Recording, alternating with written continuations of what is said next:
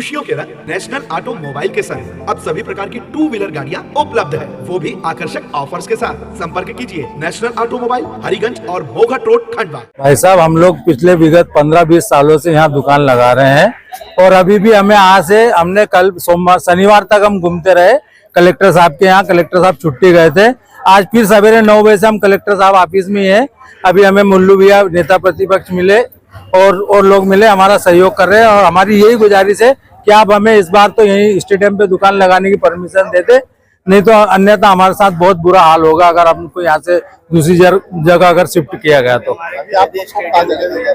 जी sir, अभी हमारे ITI ground जो कि रोड से 50-100 मीटर अंदर दूरी पर है और वहाँ पर भी चारों तरफ से सुरक्षा की दृष्टि से पूरे मकान है, कॉलोनी है और वहाँ हमें झुग्गी बस्ती है, कॉलोनी है, वहाँ पर हमें दुकान दी जा रही है। वहाँ हमारा धंधा नहीं चलेगा क्योंकि रोड से 100 मीटर अंदर पे है और एक गली है, एक रास्ता है, में बड़ा रोड भी नहीं है वहाँ पर, जिसमें कि अगर मान लो कोई घटना हो जाए तो आदमी बच सके। यही कहना है हमारा प्रशासन से कि हमें स्टेडियम पे इस बार पुनः दुकान दी जाए। अगर नहीं दी जाती तो हमारी एसोसिएशन का कहना है कि हम दुकान ही नहीं लगाएंगे, इस बार दुकान ही नहीं लगाएंगे। कहना है कि अगर स्टेडियम में हमको सभी व्यापारियों को क्या कहना है, नहीं लगाएंगे। अगर स्टेडियम में अगर नहीं दुकान लगाने देंगे इस साल, अगले साल हम आप जहाँ बोलोगे वहाँ लगा लेंगे, लेकिन इस साल अगर नहीं लगाने दी तो क्या तुम दुकान लगाओगे? एक स्वर में भेद लगाओगे या दुकान? तो मेरा अभी हमने सिटी मजिस्ट्रेट साहब से हमने निवेदन करा था, उन्होंने हमको 1 बजे तक का समय दिया है कि हम बात करके बताते हैं।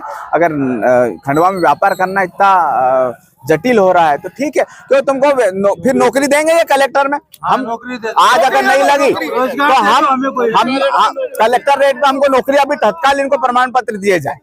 अगर नहीं कभी जीवन में लगाओगे तुम्हारी नौकरी लग जाएगी तो फटाके की दुकान व्यवसाय बन गया। नहीं तो कल हम जनसुनवाई में आकर हम कलेक्टर महोदय को बोलेंगे इनको नियुक्ति पत्र दिए जाए, कलेक्टर रेट पर इनको 10-10, 15-15 हजार रुपए तनख्वाह दी जाए।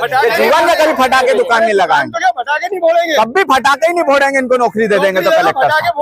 अरे यार मैं बता रहा हूँ, खंडवा में व्यापार करना क्या गुनाह हो गया क्या? तुम नवाचार करते हो, नवाचार के नाम पर भ्रष्टाचार करते हो। अभी ये कहाँ का नवाचार ले आए तुम? यहाँ वो कर लिया ना, कहाँ का कोर्ट का कानून बता रहे हो, ये बता रहे हो। फटाके वो भी भर के देंगे ना।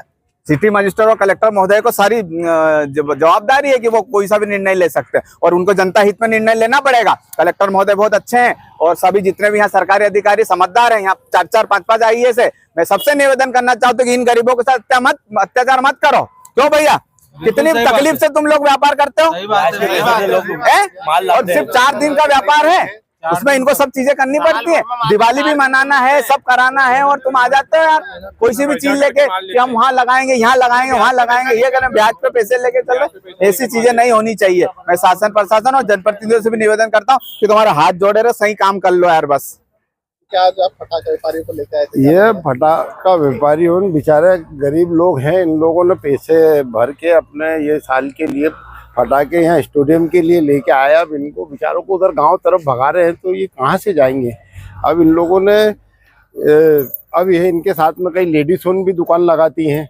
अब इनके साथ में पैसे भी रात में ले जाते हैं इन लोग, धंधा होता है। तो अब उतनी दूर से अगर कोई इनके साथ में दुर्घटना हो जाए तो उसकी जवाबदारी किसकी? अब पहली बात तो हमने निवेदन करा है कि यहीं पे लगने दें दुकान, और यहाँ दुकान लगेगी तो यहाँ से यहाँ की खंडवा की जनता को उससे फायदा मिलेगा। और दूसरी बात ये कि पिछले साल लगी थी तो ये साल क्या है, अगर 1 साल और लगने देंगे तो क्या कोई वो थोड़ी बहुत बड़ा नुकसान हो जाएगा। और इनका यही निवेदन है और हमने भी यही बोला है कि भाई यहीं पे दुकान लगेगी तो सबको फायदा भी हो जाएगा और इन लोगों ने जो सुरक्षा के हिसाब से भी ठीक है। और दूसरा क्या है कि इनने माल लेके आ गए हैं। अब अगर ये लोग अगर लगा देंगे तो यहीं पे लगेगी और इसके अलावा ये फिर नहीं लगाएंगे कहीं पे दुकान। इन लोगों का ये निर्णय है तो वो बता दिए हमने साहब। देखिए, फटाखा जो व्यापारी है ये 1 साल पहले ही अपने फटाकों की बुकिंग कर देते हैं और इनको नगर निगम हर साल इनको स्टेडियम पर दुकान लगाने के लिए इनको नगर निगम कुछ पैसे लेकर आवंटित करती थी।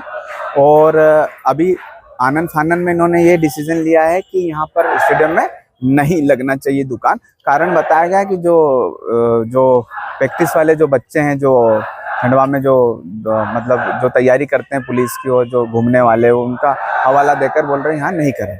तो मैं उनका भी समर्थन करता हूँ, जो खिलाड़ी हैं उनका भी मैं सम्मान करता हूँ कि उनकी बात भी जायज़ है।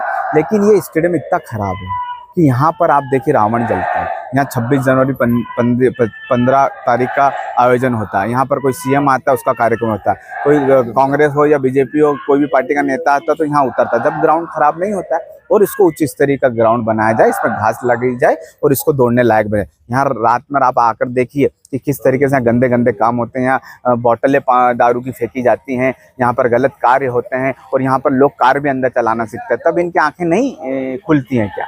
मैं चाहता हूं कि खिलाड़ियों का भी सम्मान हो और ये व्यापारियों का भी सम्मान हो, और खिलाड़ियों को भी ये सोचना चाहिए कि साल में एक बार ये व्यापार करते हैं तो इनको व्यापार करना देना चाहिए। और नगर निगम जो इनसे आय वसूलती 12 लाख या 10 लाख रुपए, उसमें वो 6 लाख रुपए में वो ग्राउंड नहीं साफ कर पाती है और वो पैसा भी वो खा जाते हैं। तो मेरा इस बार ऐसा निवेदन है कि जो नगर निगम में जो भी पैसा जमा होगा वो 6 लाख रुपए खिलाड़ियों को बांटा जाए, ताकि वो भी अपने खेल में जो बच्चे हैं, जो जिन जरूरतमंद बच्चे हैं, उनको चीजें दी जाए।